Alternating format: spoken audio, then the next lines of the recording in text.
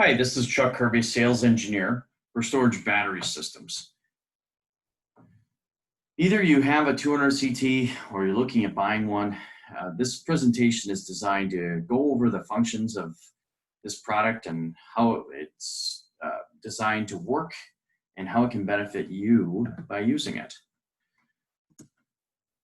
So it's basically, the 200 CT is a smart load bank. It does not have a charger on board. The idea with this is that most people in the industry that's using this already have a charger. Perhaps you have the old Plascota load banks that you're using, and by taking reports manually on acid stain sheets, the idea of the 200 CT is kind of remove that way of thinking, and it can create a report in which that you can give your client to let them know the status of your batteries without having all of the manual labor that goes along with doing this. So it can automatically run multiple discharge and charge cycles unmanned. Again, it's a smart load bank, so it's designed to give that reporting. We save time and man hours with that unmanned operation. It's designed to rejuvenate the batteries and break up sulfation in the plates.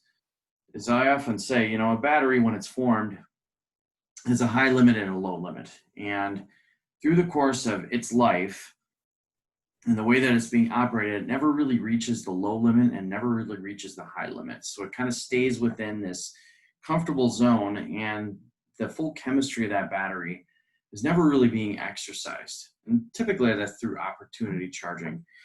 And so the idea here is that using the 200 CT, you'll get a full equal depth of discharge on your battery and then an equal depth of charge on your battery coming back on the other side of it, so that you break up the sulfation in the plates and really increase the runtime in your batteries. So you've got the 200 CT. What's in the box? So it comes with a protective case with wheels. So it's a clamshell, basically. So you're basically undoing it on the sides, releasing it on the sides. You're lifting up the top part of that protective case, and in there you're going to find the 200 CT. When you turn that protective case upside down, that's typically where you're going to see the 10 wireless modules and one spare. And like I said, they're usually fastened to the roof of that protective case. So kind of turn that over. I've had people call me asking me where the modules are, and then they don't realize that they're actually tucked away inside that case. So make sure you take a look at that. In there should be a bag, a little baggie. It's got a USB drive on it. It probably has maybe the 2 antennas that are in there. There's software on that USB drive. If you don't have it, you've lost it.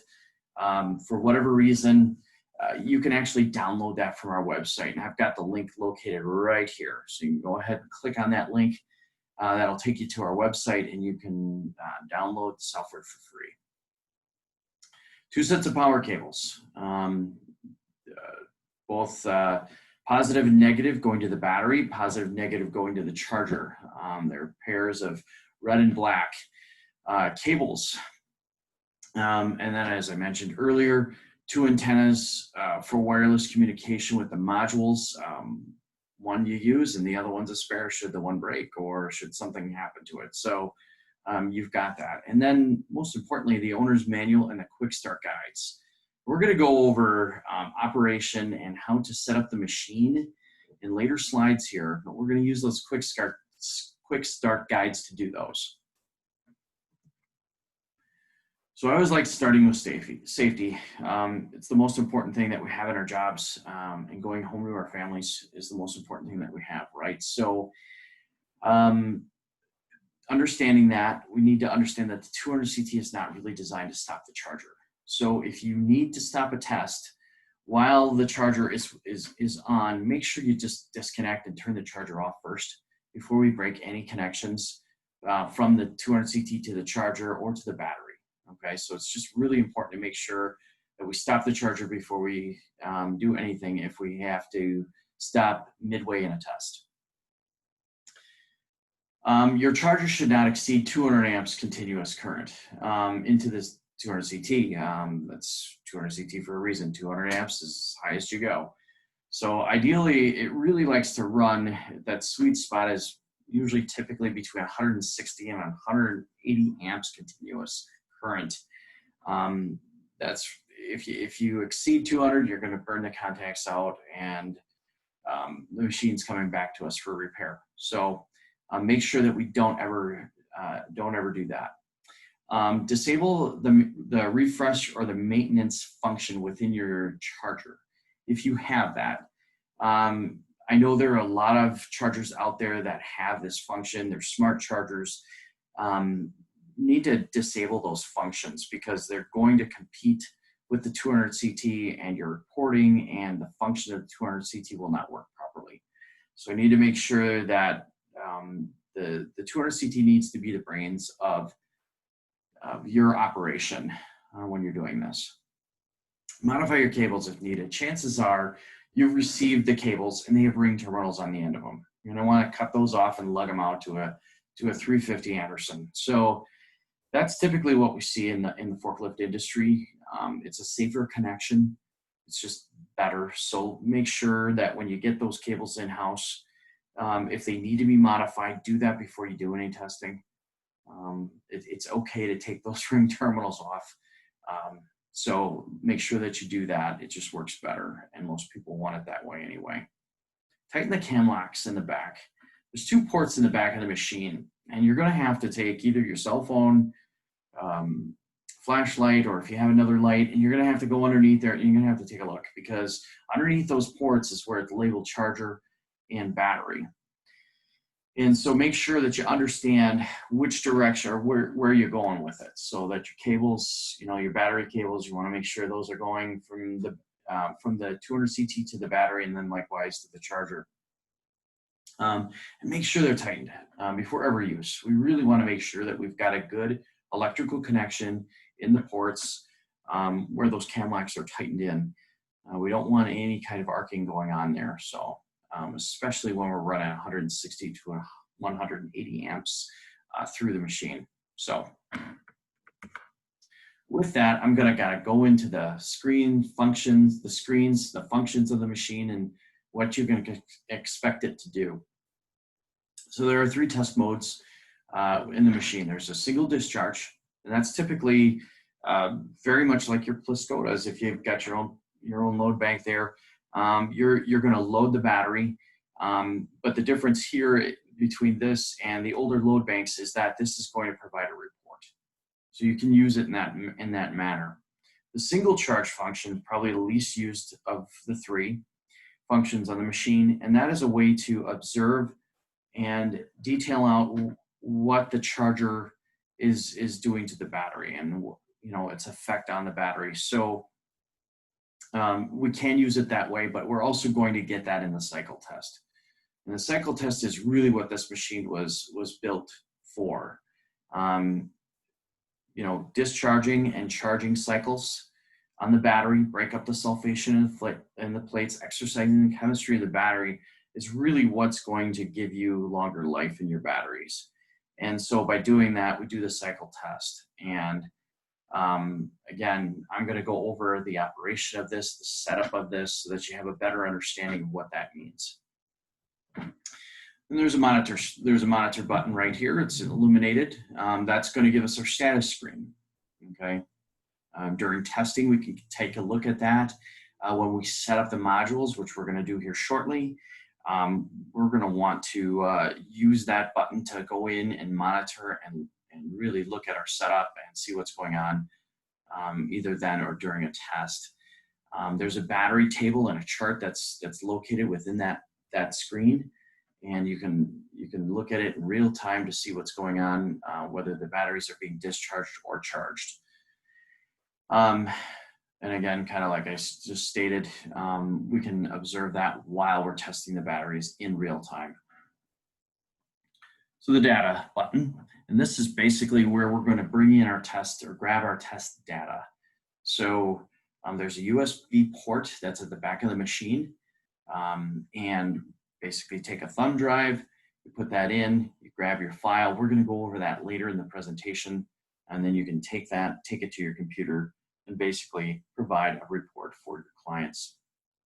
There's a serial port back there, and there's a cable that came with the machine also, and that's there for real-time monitoring. It's available for you. It can be run through the software. You can take a look at it. Honestly, most people that are testing batteries don't have time to sit and watch the machine. So it's not something that I'm going to go over in this presentation, but it is available. You can consult the owner's manual.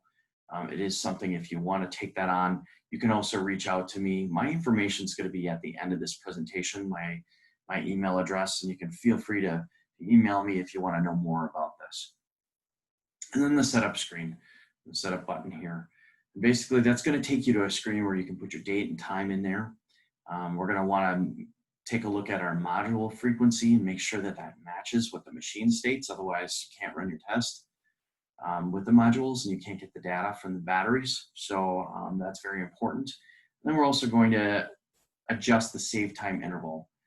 And this is going to be kind of in line with what you're currently doing. So if you are taking these, if you're doing this kind of testing where you're loading the battery with an old load bank, you're going over there and you're taking that interval time, you're taking a look at every half hour, 15 minutes, 20 minutes, whatever it happens to be. That's what we're going to set here in the save time interval for the machine, so that we make sure that we don't end up with tons of data that we don't need. The machine is defaulted to 1 minute.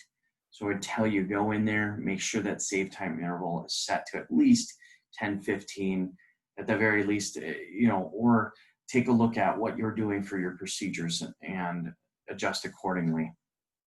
So we're going to get ready to test, and we want to get the machine ready so that it can see what we are doing when we're hooking up the modules. So we're going to go in and we're going to go to the test mode, and we are going to choose cycle test. We want to just get these parameters ready. So this screen here on the bottom left side is basically going to kind of show us all the parameters that we need to put in. We're going to go through that later. But right now, what I want to do is I want to focus on the cell sum. And this is basically, I want to hit modify and go down to the cell sum number and change that to the appropriate voltage battery you would be testing. So for 24 volts, it's going to be 12 cells. We'll put 12 in cell sum. For 36, it's 18, and for 48, it's 24. So make sure that you go ahead, you put that number in there, you hit apply. It's grayed out here, but go ahead, hit apply, and then hit exit. All we want to do is open up the machine in a manner so that when we go over here to this screen right here, this monitor screen, we'll be able to see all of our cells. So this one right here is set up for a 36 volt system. And without putting in 18 cells, we wouldn't be able to see all of the batteries here on this monitor screen. So we hit apply, we hit exit, we're on the main screen, we go ahead and hit monitor. You would see this first screen here, which is a monitor screen, which kind of gives us, it's a status screen really. And during testing, you'll be able to see your current and your capacity, your battery voltage of the voltage of the total system. So in this case, it'd be, you'd see in the 36 range here. We want to go ahead and hit the battery button right here, and then that's going to get us to this screen right here, okay? So hooking up the wireless modules. So each module can handle or monitor, I should say, up to 4 cells, okay? For 24 volts, you're using 3. Because the math is 3 times 4 gives you 12. For 36, that's the odd one, and we're going to show that one today. That's 5 modules. So you need 4 to get you to the 24 volts, or 40, I should say, no. So 36 volts gets us to the 5 modules. We're numbered 1 through 5. You're going to have clips left over. 48 volts, 6 modules numbered 1 through 6.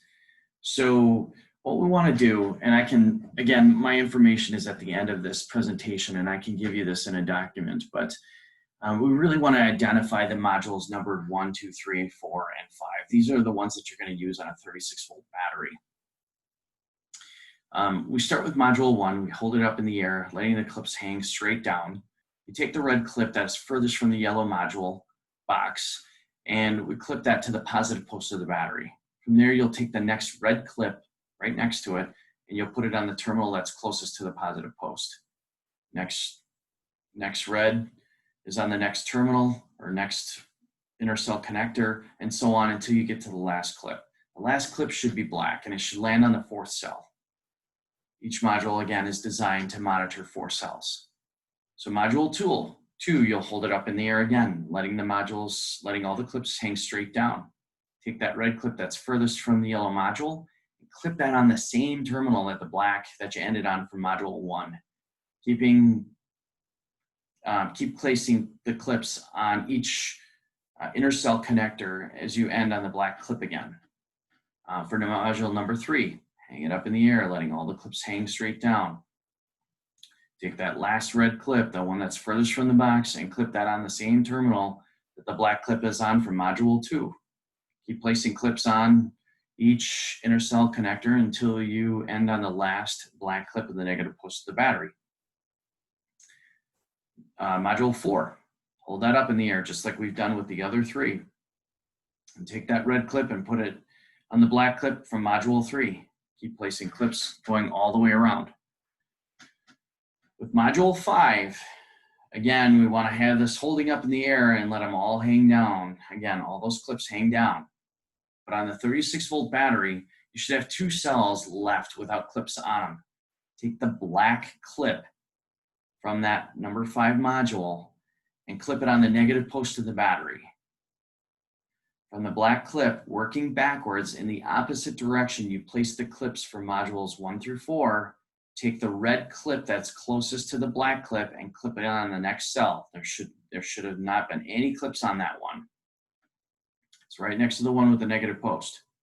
Continue to place the next red clip and double it up with the black clip from module 4. The next 2 red clips from module 5 will be doubled up with red clips from module 5. So I have a picture in the next slide that will kind of show this. And again, my contact information is at the end of this presentation, and I'd be happy to email you this procedure. We want to verify in real time on that 200 CT screen. So I also have a slide that's coming up that will kind of show when we do it right what it looks like and what we're looking for. Got a can of Flex Seal shown here. Really important that if you have time, you go out to the store, grab one of these. You want the clear, you go ahead and spray these modules down. Oftentimes, a lot of operators will go ahead and leave these modules on top when the batteries are gassing, and that's where all the acid's seeping into those modules, and they will eventually fail. The Flex Seal will help prevent that from happening. Each one of these modules has a seam that goes along the edge, okay, right where they come together here at the clips, and where they come down here, there's that seam is there. Make sure that you spray that Flex Seal and coat that seam so that you avoid any kind of acid penetration in there. It's important to note that when you look at these modules again, we've got our modules numbered, okay? So in the case of this one, it's module 4. We know we're going to handle batteries 1 through 4. And then when we flip it over, we're going to basically be able to identify what our frequency number is. In the case of this module, it's frequency 3. Kind of going back, when we took a look at the prior screen, we ended up seeing that, or I talked about in the setup screen, that we need to make sure that our frequency does match the frequency of the machine. There are people that do call me and wonder why their machine is not working and why they're not getting the signal from the modules. And I've had it where I've been on the phone with somebody for 15, 20 minutes troubleshooting with them, and really at the end of the day, all that happened was the frequency was changed. So make sure that we start out, when we look at our setup screen, that the frequency matches the frequency of the modules. We talked about the configuration for a 36-volt system. We want to verify those voltages on that screen. So this is what it would look like. We're starting with the positive post. We've got the positive cable here coming into the battery, and we've got our clips for our modules. And we've started here, we've worked our way around. We've got the black clip here on module number 1, which is hanging down here, keeping away from acid. Another great technique, if you can avoid keeping them or putting them, I know some of those inner cell connectors are really, really tight to the battery cells. And I know that a lot of you will end up hooking them up in this fashion right here because of that. And that's okay. But if you can get it underneath and hang these modules over here so that the clips don't pop off, please do so. Keeping the module away from the acid is going to be paramount. I've seen people put them in plastic bags. I've seen people affix magnets to these so that they can actually stick the modules to this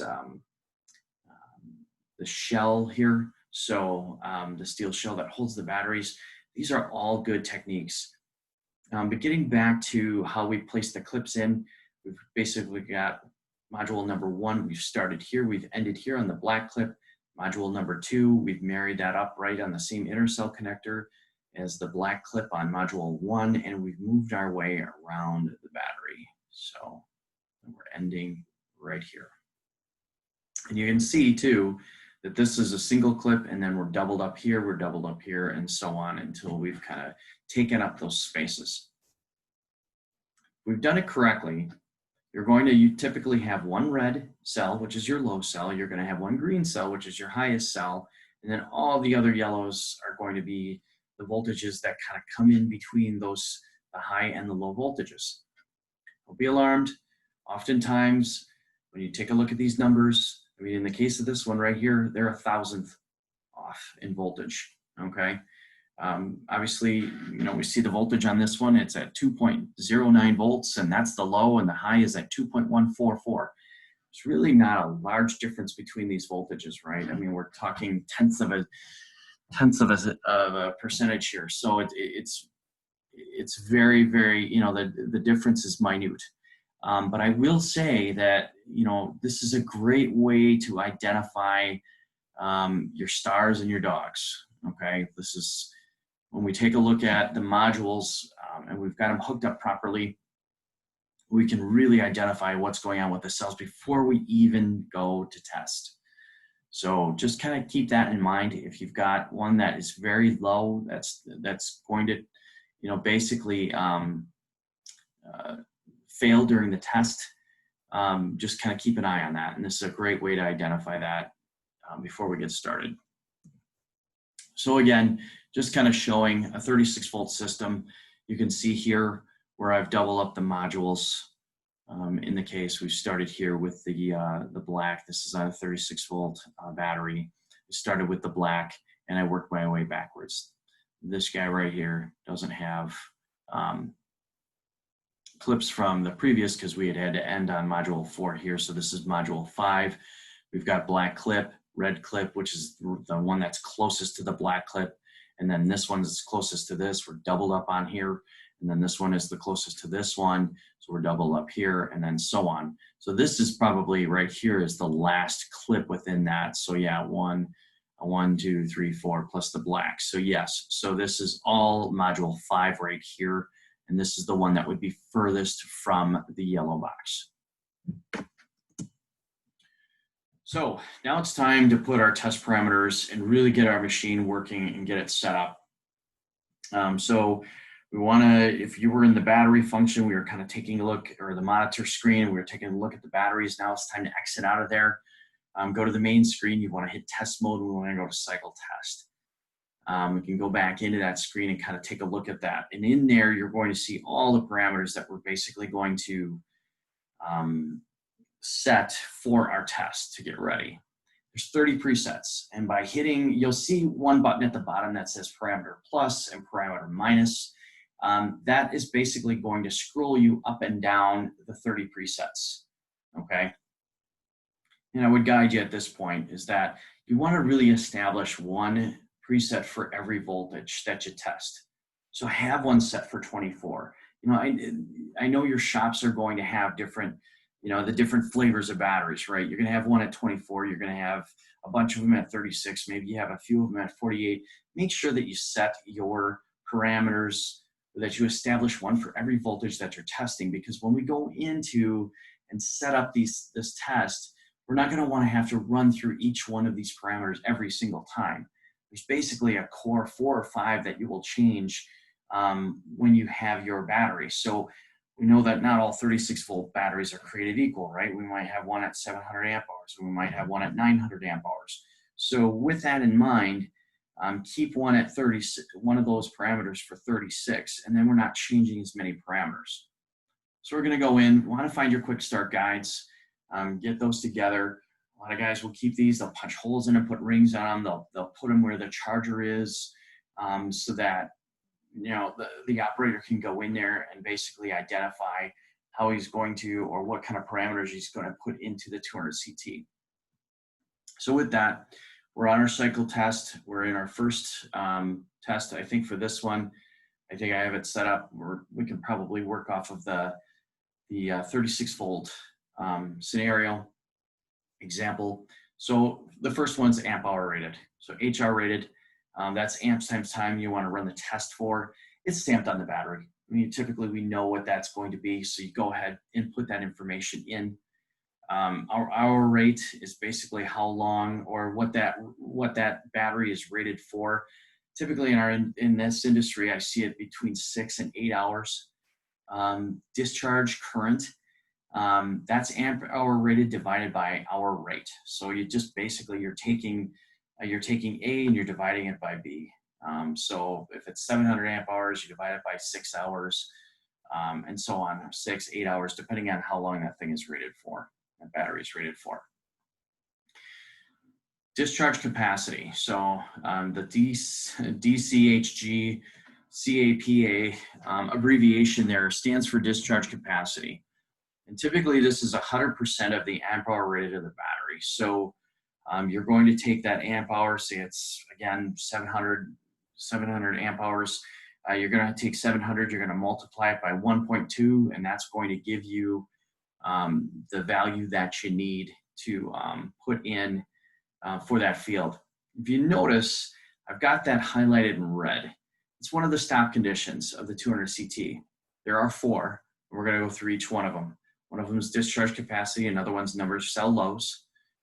There's going to be total voltage that will stop the test. And then the 4th parameter is really the parameter we all want, and that's basically it completed its test and it's stopped. It ran through all of its cycles. You've left it overnight, you've left it go during a shift, it's completed its shift, it beeps at you letting you know that, that the test is complete. So again, 120% of amp hour rated of the battery. Discharge time, typically I see in this industry, 8 to 10 hours is usually what people are running for discharging their batteries. Cell low, usually between 1.7 and 1.75 volts. We really don't want to go below 1.7. I've seen people put some crazy numbers in there.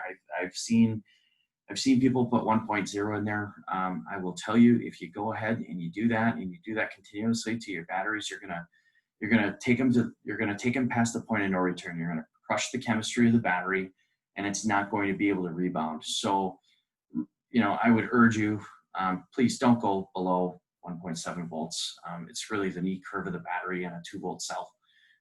So it's not something that we want to be doing. Number of cell lows. This is usually 15 to 20% of the amount of cells in the battery system. So for instance, if we've got an 18 cell battery, we're doing that 36-volt system, 36-volt battery system. We want this to be about 4 or 5 cells. So the number of cells, again, if we're operating under the principle that you're really only as good as your weakest cell, right? So if we've got a 36-volt system and we have 2 cells that go out, now you're making all the other cells work hard. They have to work harder to make up for the dogs in the system, right? So really, once we start going past the point of, honestly, 2 cells, I mean, if you have 2 cells out of a system, it's time to be thinking, it's time to be thinking about replacing them, because it's not going to be able to withstand the brunt of force and the usage in the industry, in its main use in a forklift. So 15 to 20%, typically this is, on a 36, back to this, it's 3-4 cells. If those go low, then it's going to stop the test. And of course, then your total voltage is going to be low too. So it's going to be past the point of really where you want to be. Again, cell sum, we kind of went over this in one of the earlier slides here, talks about what we're doing and how we're setting up, how many cells are being tested in the system. Inputting, still as we're continuing on, we're going down. Now we're down to number of strings. This is always one. Typically, if you're testing a couple batteries, you know, then we increase this number, but then you have to have enough modules for this. Typically, this is done, it's one battery at a time. So this number of strings needs to be one. Battery low voltage. So this is the group low. I have it listed here as battery low, but it's actually the group low here. This number right here, if this number goes below what we have set, then it's going to stop the test. And this is really cell low times the cell sum. So basically it's our 1.7, and here it's 1.6, and I think that's how it came from the factory. So it's never really that low, but typically we would be the 1.7 times number of cells, and then that gets us to our group low here, okay? Discharge delay. Typically this is between 10 and 15 minutes. What this is this is the delay after you've discharged the batteries, after you've loaded them. Give this about 10, 15 minutes before the charger is going to engage, okay? Charge capacity, CHRG, CAPA. Usually this is between 130 and 150 of the amp hour rated of the battery. So now we've taken the battery down, we've discharged the battery, we've gone, you know, we have to kind of go back and understand batteries, right? So when they're built to more than capacity, right? So we know that a 2-volt battery is typically going to give us, as it's brand new, it's going to give us 2.23 volts, typically 2.25 volts, depending on how it's built, how the plates are, and the acid concentration within the system. So we know we have that extra headroom, right? So we want to make sure that we're discharging. So we discharge at 120% of that rated value so that we're getting a good depth of discharge, so that when we bring these batteries back up, when we charge, bring them back online through boosting them with a bunch of power in the form of current and voltage, we want to make sure that we are giving them above that headroom to basically let them come back down into float properly. So the charge capacity, typically 130, 150 percentage of that amp hour rated of that battery, just to kind of get us and boost that battery to get it to come back online properly and basically come back into float. So charge time, and that again, that's going to be 1.3, 1.5 times whatever your amp hour of your rated of your battery there. So the charge time, we need to put that time back into the batteries, right? And this is usually between 8 to 10 hours. You're not going to be able to do it in 4 or 6. It's just not enough time. And I think you're going to see that as you tinker around and play with the machine. These are just really, I'm giving you good baselines here, but feel free to go into the machine and take a look at it. And, you know, there are going to be a few parameters that I'm going to tell you that you just don't want to, that we're not going to want to change. They're going to be set. Obviously, that strings is one of those parameters. Always leave that at 1. A finish rate's another one of those that always has to be 0.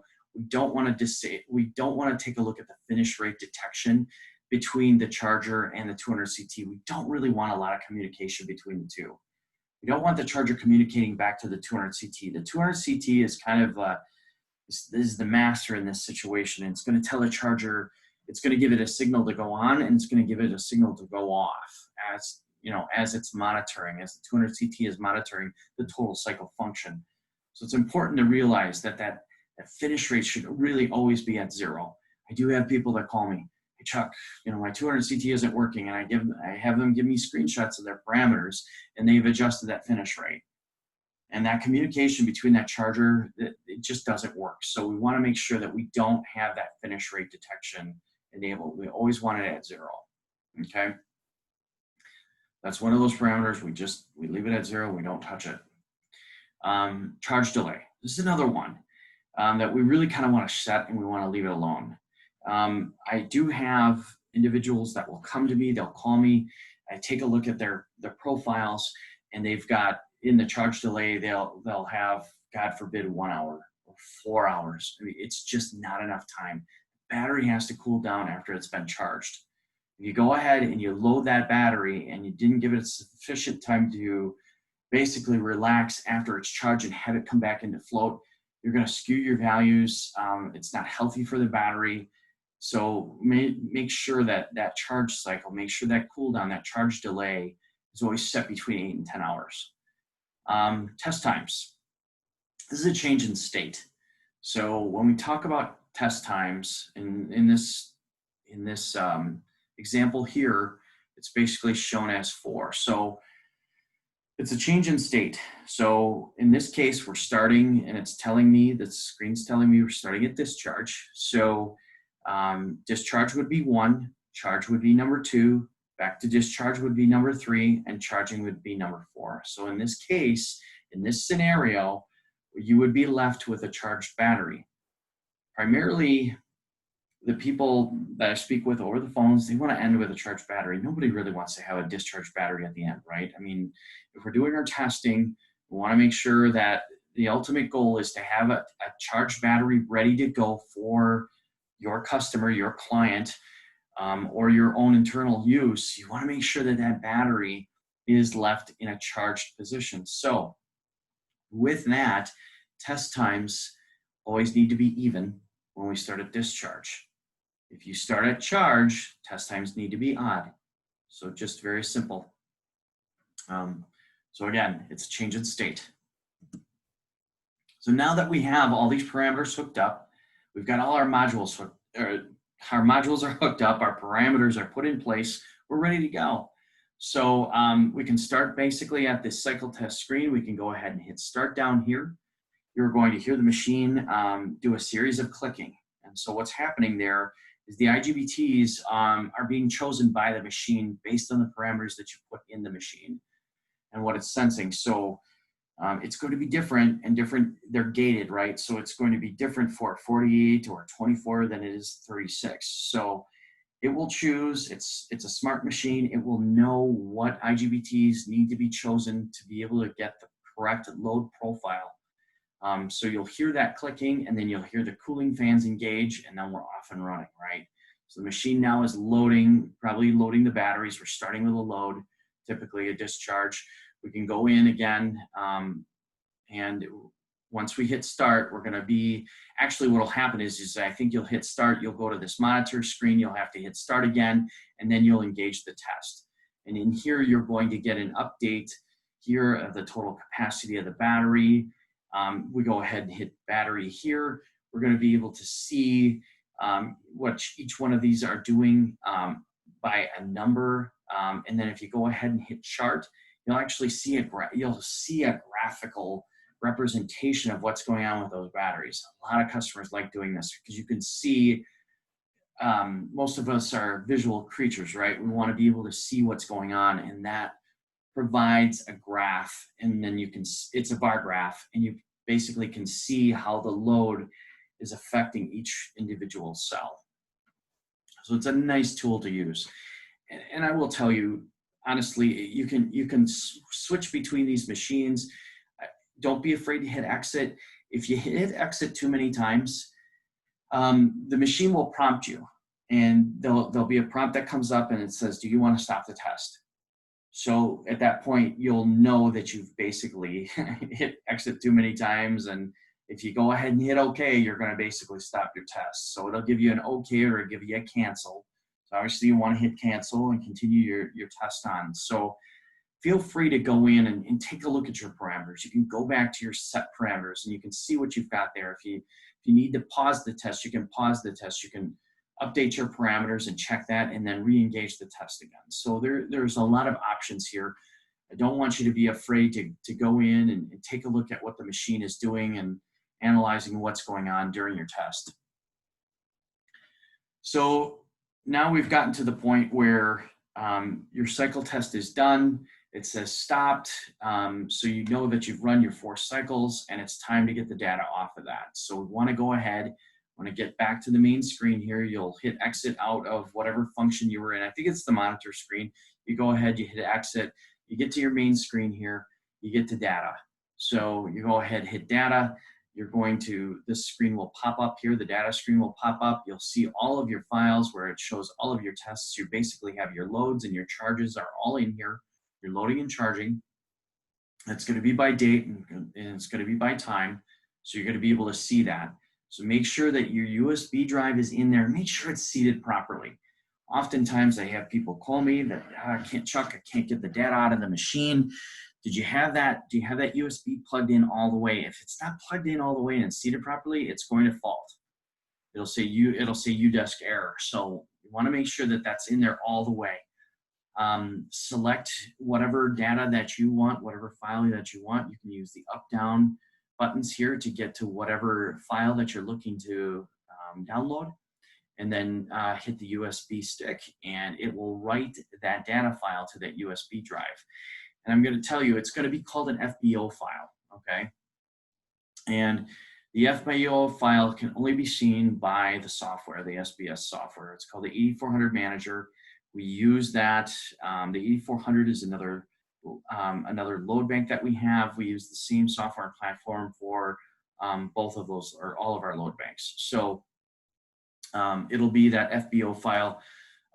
So when you take when it's done, there'll be a progress bar that'll be right here that'll pop up on the screen, and you'll see that it's writing the file, and then it'll say it's complete. You go ahead and hit OK, and then you can remove your USB drive from the back of the machine, and we really want to put it into our computer. So again, it should be on that drive. If you've lost it, again, here's the link. Go to our website.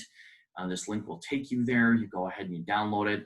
You're going to have to go over to resources, and it's right here. It says Smart Load Bank Manager Software Download. So go ahead and download that guy, and it'll say 8400 Manager on your desktop. So that's what we want to do. So we go back, we've got that loaded up, we're ready to go. We've got our USB drive, we plug it into our computer. We want to locate this guy right here. It'll look like a battery. If this was shown out all the way, it would say .fbo file. So you would see it right here. This is how it looks. Go ahead and double click on that battery icon. And what's going to happen is you're going to populate this window right here. Okay. This is just kind of a status window. You can go ahead and put in your information here as you know it. Most often I tell customers to just hit OK. There'll be an opportunity for you to put this information in. We really want to use the 8400 Manager as a way to obtain an Excel file, a Microsoft Excel file. I don't spend a lot of time. I personally don't spend a lot of time in our software because it's not a useful tool that you'll be able to identify your data from. And furthermore, that's not a file that you're going to be able to send anyone. You might be able to send them if they can even accept it, and then even if they can accept it, they won't be able to open it. So really, we want to use that platform to get us to use that software to get us to an Excel sheet. And I'm going to show you how to do that.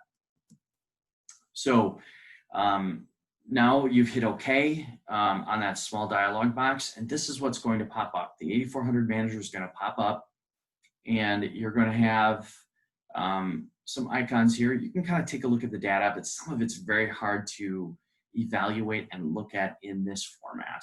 And so again, I don't really spend a lot of time on that. It's much easier to see in Excel.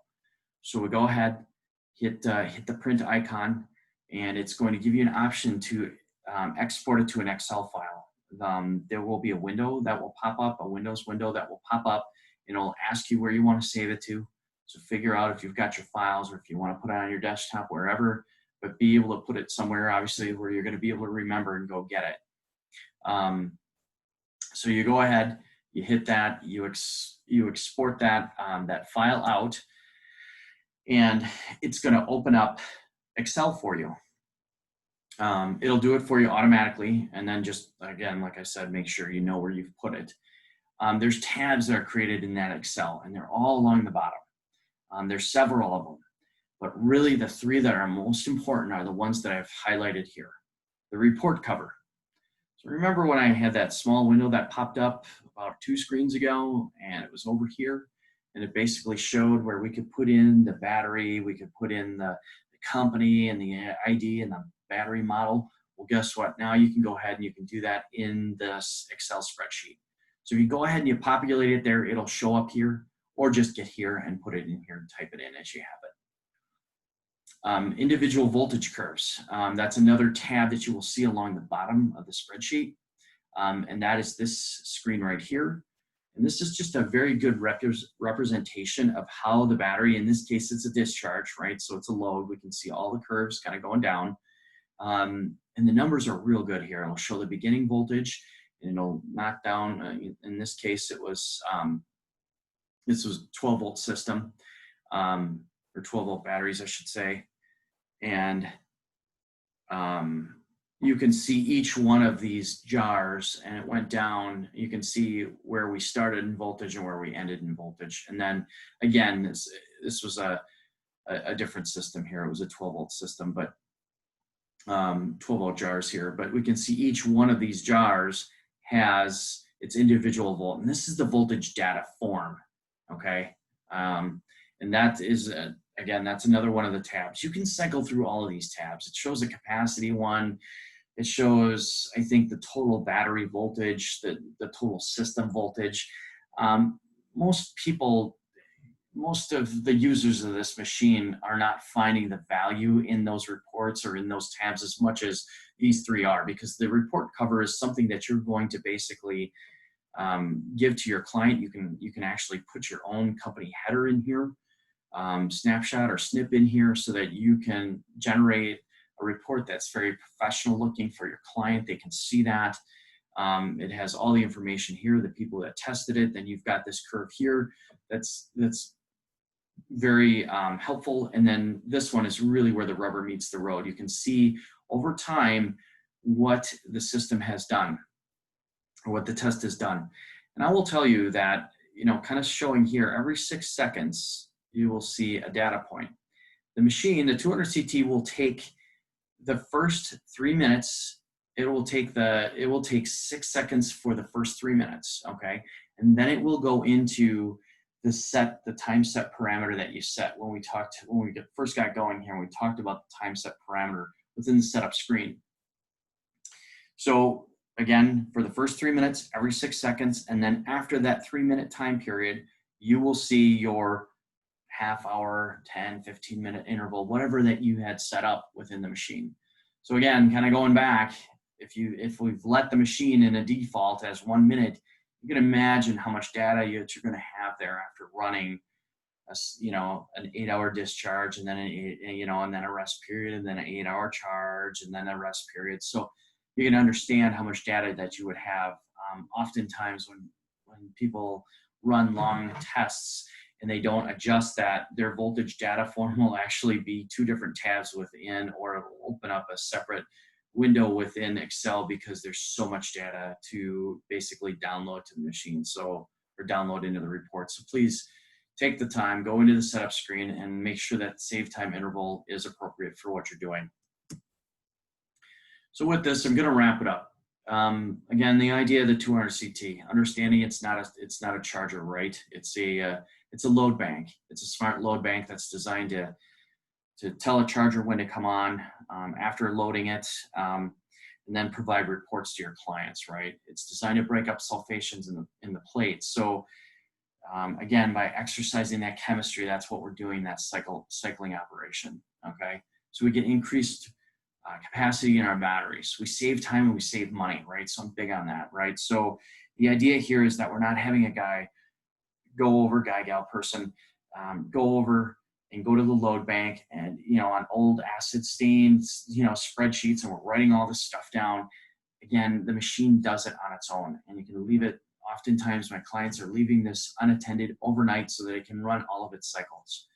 So we save a lot of money by doing that when we don't have people in front of it, and then we have the report after. That's very, very valuable, right?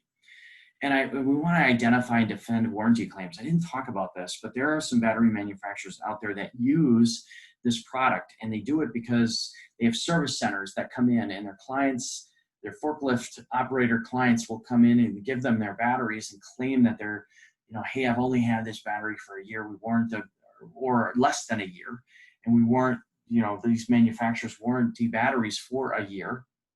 And the client will come in and say, hey, the battery's failed and it's done this.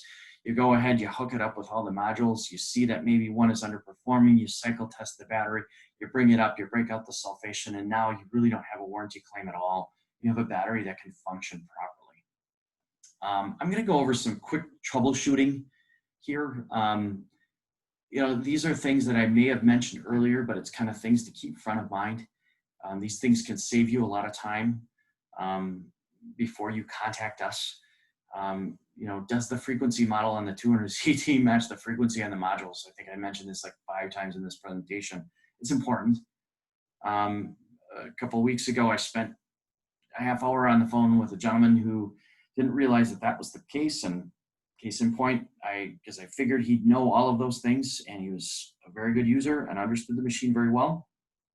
At the end of the day, sometimes people go through the machine and they switch it and they change it, and then all of a sudden it doesn't work the way that it should because we didn't verify the parameters. So just make sure that that's there. Disable the maintenance or refresh function on the charger. It should be constant current.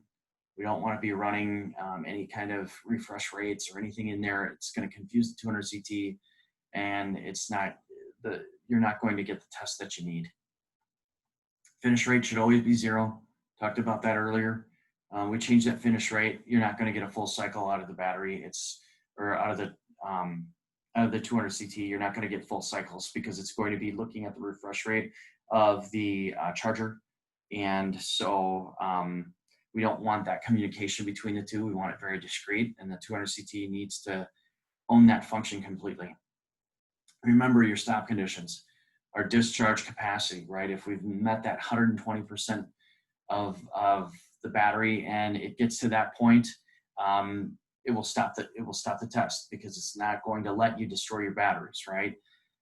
Number of cell lows. Again, we don't want to destroy the overall battery. So if we have more than 3 or 4 that are bad and it's bringing the whole battery down, it's really time to stop the test and really evaluate what you're doing. Battery low voltage. This is your group low voltage. And again, if we're going below the 1.7 times the number of cells, then we're really going past the point of no return with the battery and the chemistry, and we really don't want to crush it. So again, this is another thing that's going to stop the test. And then obviously the one that's the most important and the one that we want is that we've run all the cycles and the test is complete. And that's really where we want the machine to stop.